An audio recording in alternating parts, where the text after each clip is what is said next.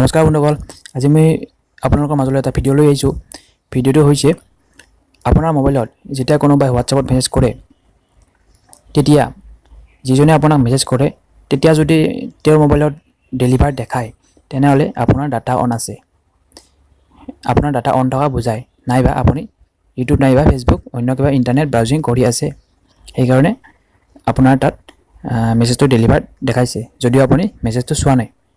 ঠিক আছে, মই আজি ভিডিঅ'টোত আপোনালোকক মই দেখাব ওলাইছোঁ যে ডাটা অন কৰাৰ পিছতো আপোনাৰ মোবাইলত হোৱাটছআপত মেছেজবিলাক অহা বন্ধ কৰিব পাৰি।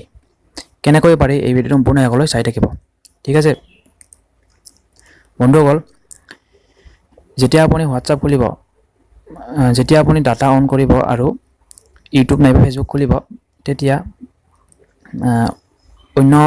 অন্য মেছেজ মানে হোৱাটছআপত বেলেগৰ মেছেজ অহা বন্ধ কৰিব পাৰি আপোনাৰ এণ্ড্ৰইড মোবাইলত। ঠিক আছে, ভিডিঅ'টো সম্পূৰ্ণ শেষলৈ চাই যাব। মই যিকেইটা ষ্টেপলৈ যাম, সেই ষ্টেপকেইটা আপুনি মানিব আৰু তেতিয়া আপুনি বুজি পাব কেনেকৈ এই কামটো কৰিব পাৰি। ঠিক আছে, ভিডিঅ'টো সম্পূৰ্ণ শেষলৈ চাই থাকিব।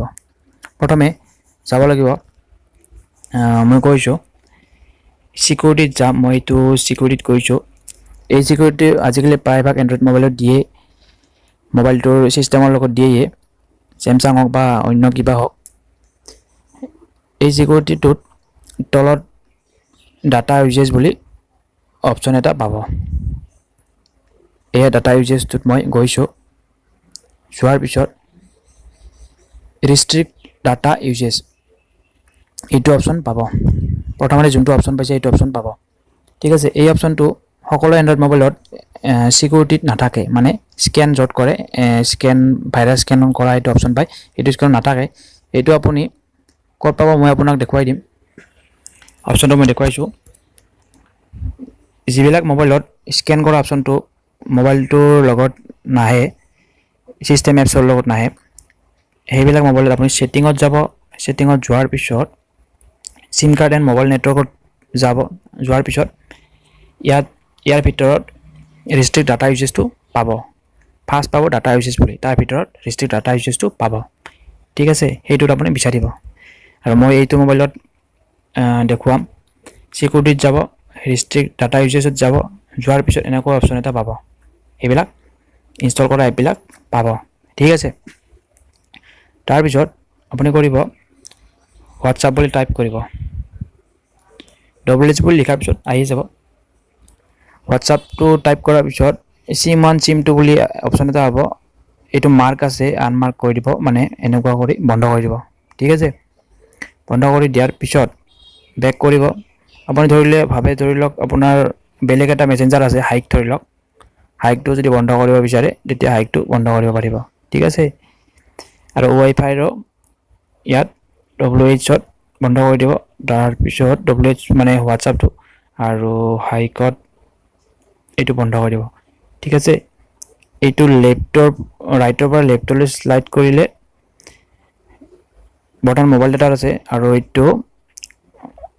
এইখিনি কৰাৰ পিছত ৰাইটৰ পৰা লেফ্টলৈ গ'লে ৱাইফাই পাব। সেইটো মই কৈছোঁ বন্ধ কৰাটো। ঠিক আছে, এতিয়া মই দেখাইছোঁ হোৱাটছআপটো বন্ধ হৈ আছে, তাৰপিছত হাইকটো বন্ধ হৈ আছে, বাকীবিলাক এপ কৰিব লগা নাই। ঠিক আছে, এইখিনি কাম কৰাৰ আগতে আপুনি ওপৰত মোবাইল ডাটাটো অফ কৰি ল'ব। ঠিক আছে, অফ কৰা মানে মই যিটো ছিকিউৰিটিত যায় এই অপশ্যনটো যি ক'লোঁ, এইখিনি এইটো যে বন্ধ কৰিলে, বন্ধ কৰাৰ আগতে আপুনি মোবাইল ডাটাটো অফ কৰি ল'ব। অফ কৰি লোৱাৰ পিছত অন কৰি ল'ব। হাইক আৰু হোৱাটছআপটো আনমাৰ্ক কৰাৰ পিছত অন কৰি ল'ব। এনেকৈ অন কৰি ল'ব। লোৱাৰ পিছত ডাটা অন হৈ গ'ল। ঠিক আছে, ডাটা অন হৈ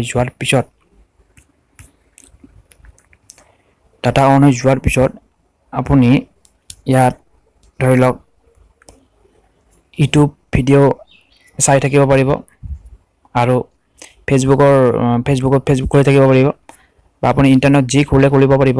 কিন্তু আপোনাৰ ডাটা অন কৰাৰ পিছতো আপোনাৰ তাত হোৱাটছআপৰ মেছেজ নাহে, আৰু তেওঁৰ তাত ডেলিভাৰ নেদেখুৱাব।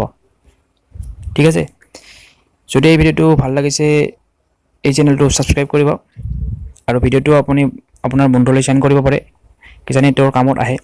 ঠিক আছে, আজিলৈ ইমানেই, ধন্যবাদ।